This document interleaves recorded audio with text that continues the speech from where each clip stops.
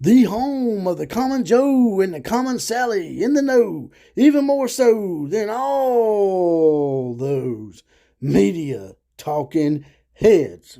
It talks like a duck and quacks like a duck and it smack talks like Dan Lanning.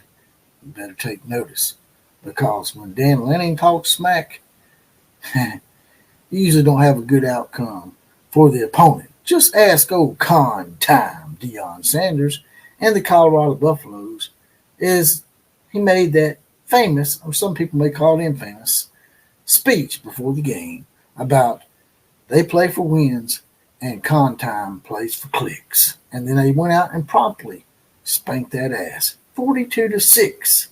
And now Dan Lanning has an ominous message for the Big Ten as Oregon is set to invade the Big Ten. Let's talk about it.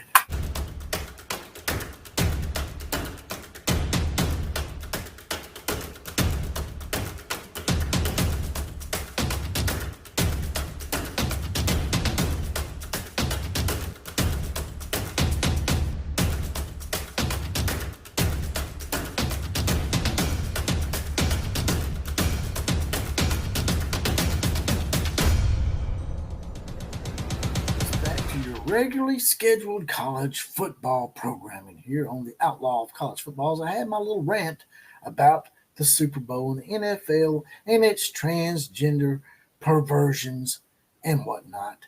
Yeah, I threw them on the grill quite hard and I purged some people as I intended to. And here they come. They'll never be purged. Here they come. Right on in once again. It's the Outlaw Posse now in effect. And today's Four Horsemen shout-outs go to Mark Clark, Jack Acker, the only right-wing Duck fan, and Zach Hammer are saddled up and mounted up and ready to go and help me with today's college football invasion. Also, you can like, share, comment, and subscribe to the channel. It's the Big Four, and they're all free. But if you want to get your badge and get deputized like those four guys and possibly get a random Four Horseman shout out as well as possibly be the comment of the day, it's only $2.99 a month, 75 cents a week. That's just a half a bottle of water for the outlaw. It's a little join button, next subscribe button. And if you're on a Apple phone, you may have to go to your laptop or your computer because it doesn't mesh with YouTube memberships. I can also be found on X, aka Twitter, under OCF Productions. Now, getting right to it here. Seems like old Dan Lanning, he's already trolling the Big Ten straight out the gate. Ain't even played a game yet. Gotta admire Dan Lanning. Because usually when he talks smack, he backs it up. Sort of reminds me of Lane Kiffin in a way. Except sometimes Lane Kiffin says stuff and he can't back it up. Difference with him and Dan is Dan's most of the time backing that stuff up. Outside of the Washington Huskies, they pretty much backed it up last year.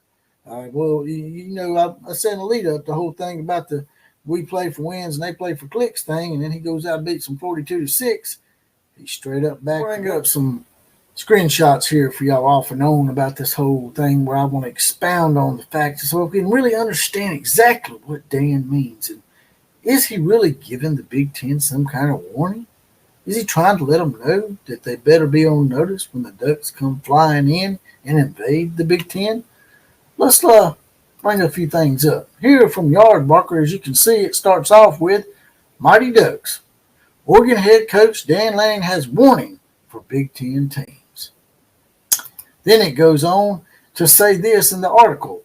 Dan Lanning says, I think at the end of the day, the Big Ten's going to have to prepare for us and what we do different for that league, he said. What we do different.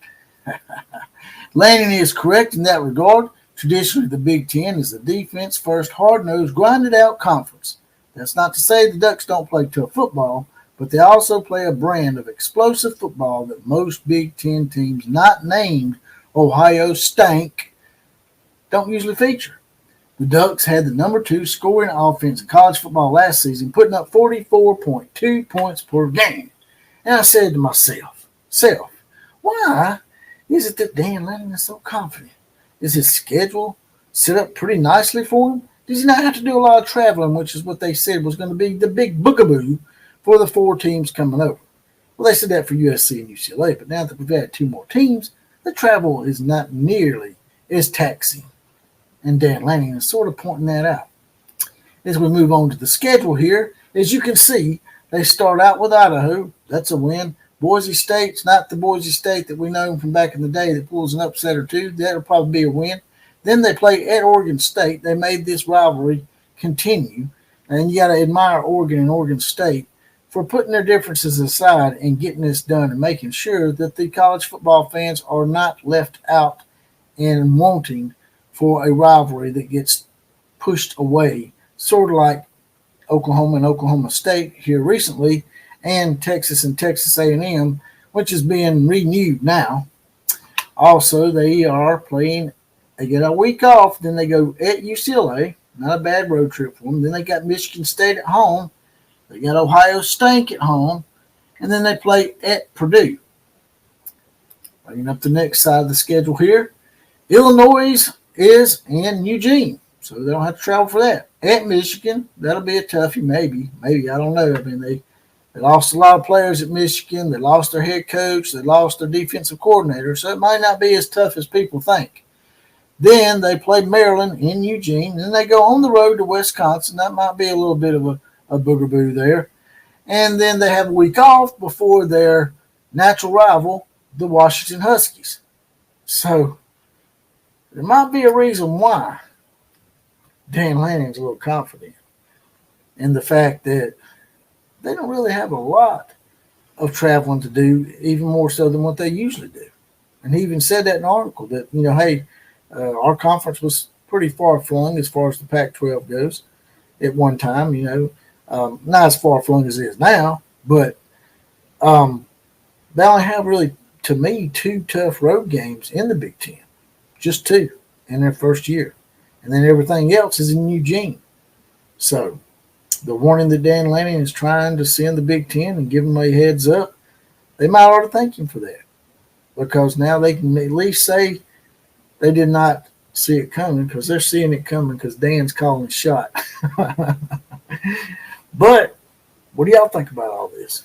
Y'all think that Oregon's going to have a pretty easy go of it in their first year in the Big Ten, or do you think maybe Dan Lanning is overshooting his mouth just a little bit? Drop in the comment section. Tell me what you think. Before I get out of here, if you don't mind, there's down here at the bottom of this scroll right here, you'll see our sponsors for the show. McFab LLC is one of them. As you can see, his metal powder-coated signage that he sent me. Some good stuff. Anything you want made into a sign, powder-coated metal signage. He's the man. Just check him out down there. His information's in the scroll, as well as this nice cutting board from Eric Mofield of Moe's Woodsmith Shop. That's also in the scroll down there, his information. Anything on a piece of wood. Anything you need on a piece of wood. Lasers, no lasers. No lasers ever used. All handcrafted. Check those guys out. They help a lot with the show. Also, like, share, comment, and subscribe to Big Four, and they're all free, as well as possibly join the Outlaw Posse. As I said earlier, it's not $2.99 a month, 75 cents a week. That's just a half a bottle of water for the Outlaw. You get your badge, you get deputized. You'll possibly get a 4 Horseman shout out, as well as possibly be the comment of the day. Also, there's a little heart down here with a money dollar sign. And if you want to make a one-time donation to the program, just hit that and throw a few dollars in the coffers. And with that, I'm out of here. KMCA to all the other teams. Class is now officially dismissed.